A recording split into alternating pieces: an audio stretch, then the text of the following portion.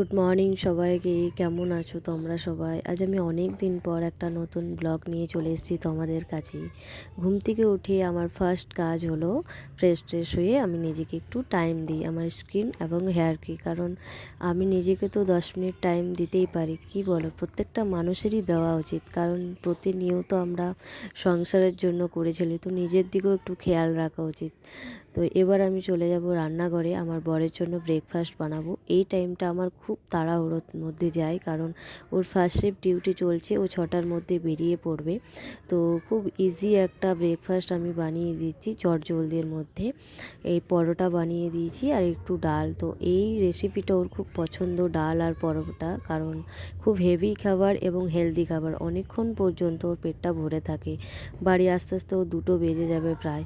তো টিফিনটা আমার প্রায় কমপ্লিটের মুখে। টিফিন জল ওর জন্য আমি রেডি করে দিয়েছি আর ও প্রায় রেডি হয়ে গেছে। এবার ও ডিউটির জন্য রওনা দিয়ে দিয়েছে। বৃষ্টি পড়ছে খুব, সেই জন্য ওকে রেনকোট পরে যেতে হচ্ছে। আজকের ভিডিও এ পর্যন্তই। টাটা, দেখা হচ্ছে পরের ভিডিওতে।